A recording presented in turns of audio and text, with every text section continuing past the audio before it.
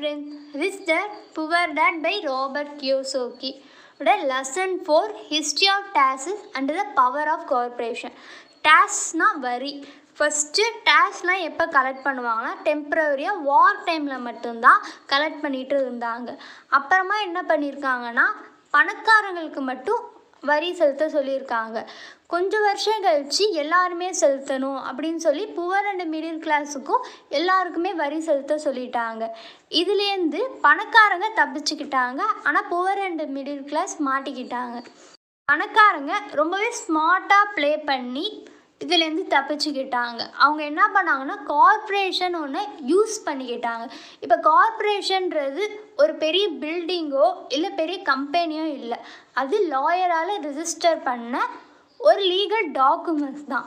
இப்போ நீங்கள் ஒரு ஒர்க் போகிறீங்கன்னு வச்சுக்கோங்க, நீங்கள் அதிகமாக ஒர்க் பண்ண மேலே உங்கள் சேல்ரி இன்க்ரீஸ் ஆகிறப்ப உங்களோட டேக்ஸஸு இன்க்ரீஸ் ஆகிட்டே தான் இருக்கும். அந்த டேக்ஸஸை பிடிச்சிட்டு தான் அவங்க என்ன பண்ணுவாங்கன்னா உங்களுக்கு சேல்ரியே தருவாங்க. இதே ஒரு பணக்காரங்க கார்ப்பரேஷனை யூஸ் பண்ணுறப்ப அவங்க வர இன்கம்மை விட அவங்க செலவு பண்ணிட்டு தான் அவங்க மீதி இருக்க பணத்தை தான் டேக்ஸஸே கட்டுவாங்க. ஒரு எக்ஸாம்பிள் பார்த்தீங்கன்னா, பணக்காரங்க ஒரு 2 lakhs சம்பாதிக்கிறாங்கன்னா அவங்க கம்பெனிக்குன்னு ஒரு 1 lakhs வந்து செலவை காட்டிட்டு மீதி கையில் இருக்க 1 lakhs தான் அவங்க டேக்ஸஸ் கட்டுவாங்க. அதாவது எவ்வளோ கம்மியாக கட்ட முடியுமோ அவ்வளோ கம்மியாக அவங்க கட்டுவாங்க. இன்னொரு விஷயத்தையும் சொல்லியிருக்காரு, நீங்கள் ஃபினான்ஷியலாக ஃப்ரீடம் ஆகணும் இல்லை நிறையா பணம் சம்பாதிக்கணும்னா ஃபினான்ஷியல் இன்டெலிஜென்ஸ் தெரிஞ்சு வச்சுக்கணும். இப்போ ஃபினான்ஷியல் இன்டெலிஜென்ட்னா ஒன்றும் இல்லை, இந்த 4 டெக்னிக்ஸ் தான் financial intelligence. First accounting, second investing, third understanding market, fourth law. இப்போ அக்கௌண்டிங்னா கணக்கியல், அதாவது நமக்கு நம்பர்ஸை படிக்க கொஞ்சமாக தெரிஞ்சு வச்சுக்கணும், எண்களை படிக்க தெரிஞ்சு வச்சுக்கணும். அடுத்தது இன்வெஸ்டிங்னா முதலீடு. இப்போ நீங்கள் பாட்டு இன்வெஸ்ட் பண்ண மாரி இருக்காது, நீங்கள் அதில் நிறைய ஸ்ட்ராட்டஜி இருக்குது, நிறைய ஃபார்முலாஸ் இருக்குது, அதெல்லாம் நீங்கள் அந்த ஸ்கில்லை தான் கொஞ்சம் தெரிஞ்சு வச்சுக்கணும். தேர்டு அண்டர்ஸ்டாண்டிங் மார்க்கெட், அதாவது எப்போ மார்க்கெட்டில் டிமாண்ட் குறையும், எப்போ சப்ளை அதிகமாகும்னு அதெல்லாம் கொஞ்சம் தெரிஞ்சு வச்சுக்கணும். எப்போ இன்வெஸ்ட் பண்ணலாங்க, எப்போ வெளில வரலாம் நல்லதுன்னு அதெல்லாம் நீங்கள் கொஞ்சம் தெரிஞ்சு வச்சுக்கணும். ஃபோர்த்து லா. அந்த லான்னு பார்த்தீங்கன்னா கார்ப்பரேஷன் அட்வான்டேஜ் சொல்லலாம். இதுமாரி கொஞ்சம் லா சட்டத்தை நீங்கள் கொஞ்சம் தெரிஞ்சு வச்சுக்கணும். 4 விஷயத்தை தான் ஆத்தர் ஃபினான்ஷியல் ஐக்குன்னு சொல்கிறாரு.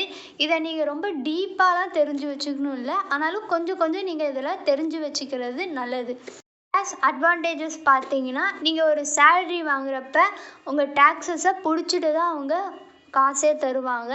இதே நீங்கள் ஒரு கார்ப்பரேஷனை யூஸ் பண்ணுறப்ப நீங்கள் செலவு பண்ணிவிட்டு மீதி காசை தான் நீங்கள் டேக்ஸ் கட்டுற மாரி வரும். அது ப்ரொடக்ஷன் ஃப்ரம் லாஸுட். இப்போ பணக்காரங்களாம் பார்த்தீங்கன்னா நிறைய சொத்து வச்சுருப்பாங்க, ஆனால் எல்லாத்தையுமே அவங்க பேரில் எழுதி வச்சுருக்க மாட்டாங்க. அவங்க கம்பெனி பேரில் அதை கொஞ்சம் எழுதி வச்சுப்பாங்க.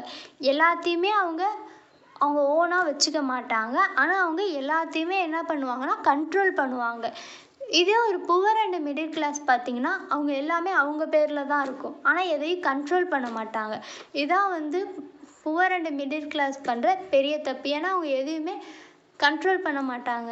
இதனோட இம்பார்ட்டண்ட் பாயிண்ட் என்னன்னா, ஃபைனான்ஷியல் ஐக்குன்றது அந்த 4 விஷயத்தை அக்கௌண்டிங், இன்வெஸ்டிங், அண்டர்ஸ்டாண்டிங் மார்க்கெட், லா, இந்த 4 விஷயத்தை கொஞ்சம் தெரிஞ்சு வச்சுக்கோங்க. அப்புறமா நீங்கள் கார்ப்பரேஷனை யூஸ் பண்ணிக்கோங்க. அதுக்கு என்ன அட்வான்டேஜ்னா, இப்போ ஒரு பணக்காரங்களாம் பார்த்தீங்கன்னா ஏர்ன் பண்ணுவாங்க, ஸ்பெண்ட் பண்ணுவாங்க, அப்புறம் தான் டேக்ஸஸ் பே பண்ணுவாங்க. இதே நம்ம ஒரு எம்ப்ளாயாக ஒர்க் பண்ணுறப்ப ஏர்ன் பண்ணுவோம், டேக்ஸஸ் பே பண்ணிவிட்டு மீதி காற்றை தான் ஸ்பெண்ட் பண்ணுவோம். அதனால கார்ப்பரேஷனை யூஸ் பண்ணிக்கோங்க.